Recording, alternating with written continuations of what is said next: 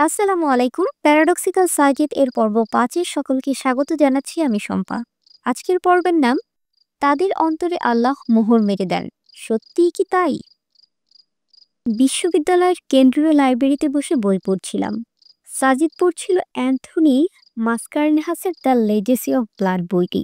বাংলাদেশের স্বাধীনতা যুদ্ধের উপর বিদেশি সাংবাদিকদের লেখা বই। সাজিদের অনেক দিনের ইচ্ছে বাংলাদেশের মুক্তিযুদ্ধের উপর সে একটা ডকুমেন্টারি তৈরি করবে। তাই মুক্তিযুদ্ধ নিয়ে যত বই আছে সব খুঁটিয়ে খুঁটিয়ে পড়ছে সে। আমি অবশ্য সাজিদকে সঙ্গ দেওয়ার জন্যই রয়ে গেছি। এসব বই টই পড়ার ব্যাপারে আমার যথেষ্ট অনীহা আছে। থার্ড পিরিয়ডে সাজিদ ফোন করে বলল ক্লাস শেষে যেন ওর সাথে দেখা করি। সেই দেখা করতে এসে আটকে গেছি। সোজা নিয়ে এলো লাইব্রেরিতে। মোটা মোটা বইগুলো নিয়ে এসে বসে পড়ছে। খুব মনোযোগ দিয়েই পড়ছে আর গুরুত্বপূর্ণ লাইনগুলো ডায়েরিতে টুকে নিচ্ছে। আমি আর কি করব? সাজিদের মুখের উপর তুই বসে থাক বলে চলেও আসা যায় না, তাহলেই হয়েছে। আমি ঘুরে ঘুরে সেলফে সাজিয়ে রাখা বইগুলো দেখছি। হুমায়ুন আহমেদের একটি বই হাতে নিলাম। বইটির নাম দিঘির জলায় কার ছায়া গো। হুমায়ুন আহমেদ নামের এই ভদ্রলোক বাংলাদেশে বেশ জনপ্রিয়। যদিও ওনার তেমন বই আমি পড়িনি, কিন্তু সাজিদের মুখে ওনার বেশ প্রশংসা শুনি। ওনার বেশ কিছু কালজয়ী চরিত্র আছে। একবার নাকি ওনার নাটকের একটি পট পাল্টানোর জন্য মানুষ মিছিল নিয়েও বের হয়েছিল। বাবা কি সাংঘাতিক! দিঘির জলে কার ছায়াগো নামে বইটি উল্টাতে লাগলাম। উল্টাতে উল্টাতে একটি জায়গায় আমার চোখ আটকে গেল।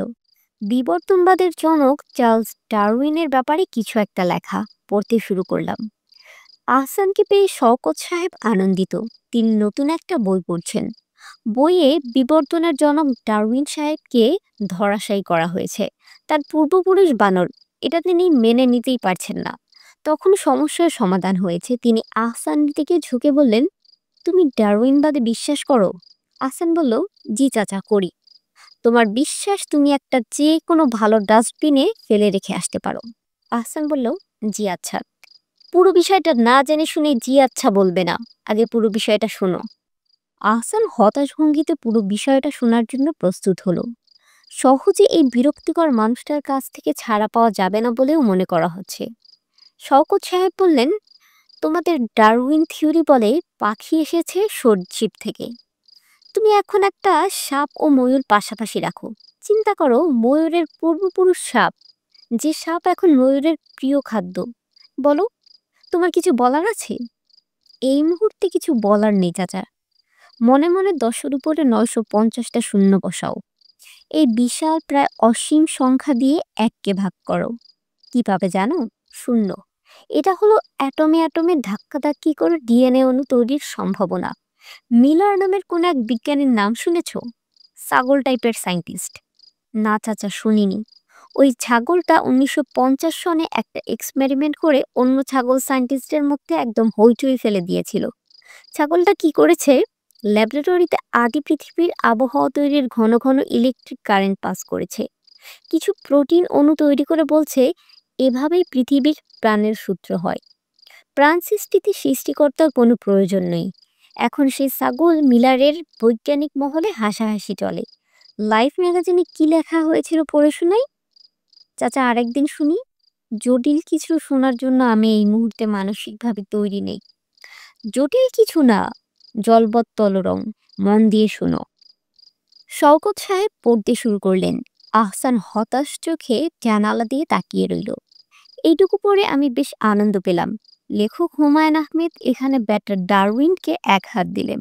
শওকত সাহেবের মতো আমিও কোনোভাবেই মানতে পারি না যে আমাদের পূর্বপুরুষ বানর। ভাবতেই ঘেন্না লাগে। বইটি নিয়ে আমি সাজিদের কাছে গেলাম। গিয়ে দেখি সে ব্যাগপত্র গোছানো শুরু করে দিয়েছে। সে বলল, চল বাসায় যাব। আমি তাকে হাতের বইটি দেখিয়ে বললাম, এই বইটা পড়েছিস? মজার একটা কাহিনী আছে। কি হয়েছে জানিস? আমার মুখ থেকে কথা কেড়ে নিয়ে সাজিদ বলল, শওকত সাহেব নামের এক ভদ্রলোক আহসান নামের একটি ছেলের সামনে ডারউইনের গোষ্ঠী উদ্ধার করেছে, তাই তো? আমি অবাক হলাম। বললাম, হ্যাঁ, কিন্তু আমি এই ব্যাপারে বলবো কি করে বুঝলি? সাজিদ ব্যাগ কাঁধে নিতে নিতে বলল, এটা ছাড়া এই বইতে আর তেমন বিশেষ কিছু নেই যেটা দেখাতে তুই আমার কাছে এভাবে ছুটে আসবি, তাই অনুমান করলাম। আমি আর কিছুই বললাম না। বইটি সেলফে রেখে দিয়ে হাঁটা ধরলাম। সিঁড়ির কাছাকাছি আসতেই হঠাৎ বিপ্লবদার সাথে দেখা।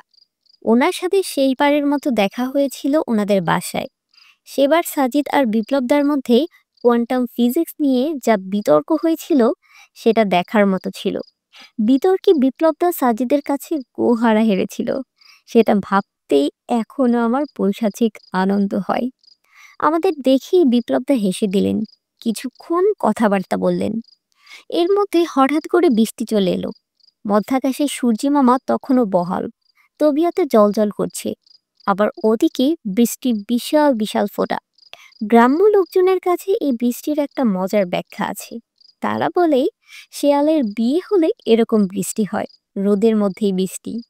শেয়াল প্রজাতির মধ্যে বিয়ের প্রচলন আছে কিনা কে জানে। বিপ্লবদা সহ আমরা ক্যান্টিনে ঢুকলাম। বৃষ্টি কমলে বের হতে হবে। সাজিদ 3 কাপ চা অর্ডার করলো। এরপর বিপ্লবদার দিকে তাকিয়ে বলল, দাদা, চা খেতে অসুবিধা নেই তো? না না, ইটস ওকে, বিপ্লবদা উত্তরে বলল। এরপর আবার বিপ্লবদা বলল, সাজিদ, তোমার সাথে একটি ব্যাপারে আলাপ করার ছিল। ততক্ষণে চা চলে এসেছে। বৃষ্টির মধ্যে গরম গরম ধোয়াটা চায়ের কাপে চুমুক দেওয়ার ফ্লেভারটাই অন্যরকম।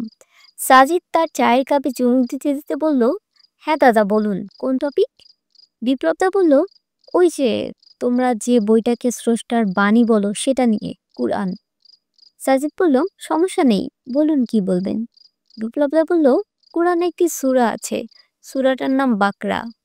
সাজিদ বলল, সূরাটির নাম বাকরা নয়, বাকারা। বাকারা অর্থ গাভী, ইংরেজিতে দ্য কাউ। ওই আর কি। ওই সূরার 6 থেকে 7 নম্বর লাইনগুলো কি তুমি পড়েছো? পুরো কোরআনই আমার মাসে কয়েকবার পড়া হয়। এটা মার্কস কিংবা প্লেটোর রচনা নয় যে একবার পড়া হয়ে গেলেই সেলফে আজীবনের জন্য সাজিয়ে রাখতো।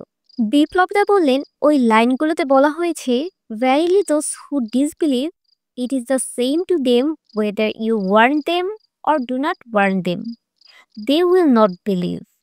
Allah has set a seal on their hearts and on their hearings and on their eyes. There is a covering. There is will be a great torment. এখন কাফিরদের হৃদয়ে আর কানে যদি সিল মারা থাকে, তারা তো সত্যের বাণী, তোমরা যেটাকে ধর্মের বাণী বলো আর কি, সেটা তো বুঝতে পারবে না, উপলব্ধি করতে পারবে না। আল্লাহ যেহেতু তাদের হৃদয়ে আর কানে সিল মেরে দিচ্ছে, তাই তারা ধর্মের বাণীগুলো বুঝতে পারছে না। তাই তারা কাফির হয়ে যাচ্ছে, নাস্তিক হচ্ছে। তাদের কি দোষ বলো?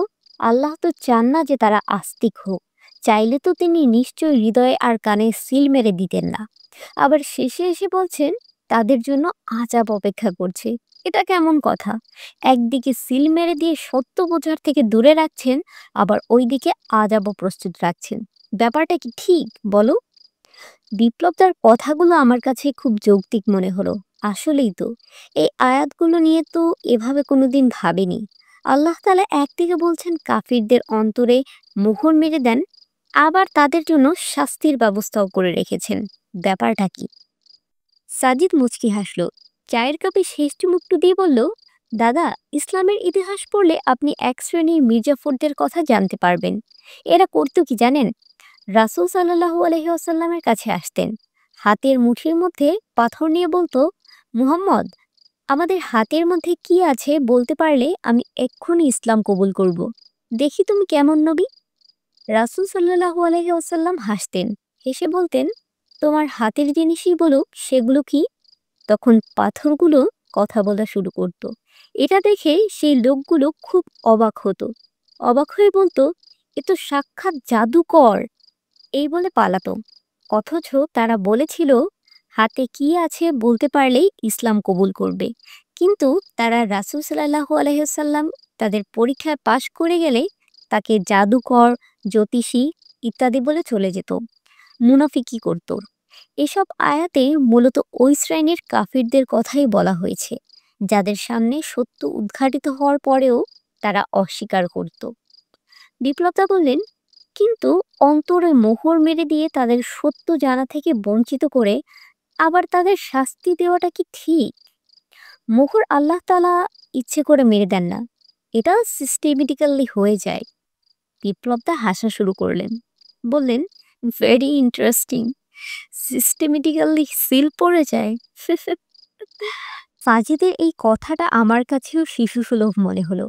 সিস্টেমেটিক্যালি সিল পড়ে যায়, আল্লাহ তালা মারেন না, এটা কেমন কথা?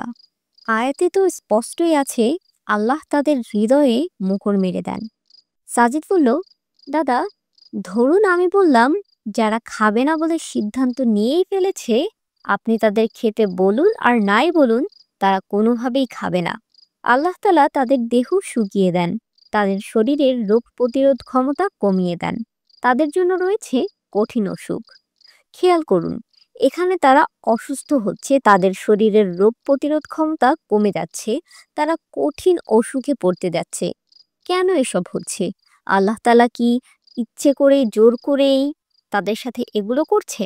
না, এগুলো তাদের কর্মফল। তাদের যতই জোর করা হোক, তারা যখন কোনোভাবেই খাবে না বলে সিদ্ধান্ত নিয়েই ফেলেছে, তখন সিস্টেমেটিক্যালি না খাওয়ার ফলে তাদের শরীর শুকিয়ে যাবে, শরীরের রোগ প্রতিরোধ ক্ষমতা কমে যাবে, তারা কঠিন রোগে পড়বে। এই সব কিছুর জন্য তারাই দায়ী। কিন্তু সিস্টেমটা আল্লাহ তাআলাই চালাচ্ছেন। আল্লাহ তাআলা একটি সিস্টেম রেডি করে দিয়েছেন। আপনি না খেলে আপনার শরীর আল্লাহ তাআলা শুকিয়ে দেবেন, আপনার শরীরের রোগ প্রতিরোধ ক্ষমতা কমিয়ে দেবেন। দিন শেষে আপনার একটি কঠিন রোগ হবে। এটা একটা সিস্টেম। এই সিস্টেমে আপনি তখনই পড়বেন যখন আপনি নিজ থেকে খাবেন না বলে সিদ্ধান্ত নিয়ে ফেলেছেন। ঠিক সেভাবেই যারা সিদ্ধান্ত নিয়ে ফেলেছে যে তাদের সামনে যত প্রমাণ, যত দলিলই আসুক, তারা সত্যকে মেনে নেবে না, অস্বীকার করবেই। তাদের অন্তরে আর কানে সিস্টেমেটিক্যালি একটি সিল পড়ে যাচ্ছে। না খাওয়ার ফলে আপনি যেভাবে শুকিয়ে যান, আপনার শরীরের রোগ প্রতিরোধ ক্ষমতা কমে যায়, আপনি কঠিন অসুখে পড়েন, ঠিক সেভাবে বিশ্বাস করবে না বলে সিদ্ধান্ত যখন নিয়েই ফেলেছে, তখন আপনার অন্তরে কানে সিল পড়ে যাচ্ছে। আর দিন শেষে আপনার জন্য অপেক্ষা করছে কঠিন অসুখ, আই মিন আযাব। এর জন্য আল্লাহ তাআলাকে ব্লেম করা হবে কেন? সাজিন এক নাগাড়ে কথাগুলো বলেই যাচ্ছে। বিপ্লব তার মুখ খানিকটা ফ্যাকাশে হয়ে গেল। তিনি সম্ভবত বুঝে গেছেন ব্যাপারটা। আমি বললাম, বাবা, কি দিয়ে কি বুঝায় দিলি রে ভাই! আমি হলো তো এই হজবড় করে ফেলতাম। সাজিদ মুচকি হাসল।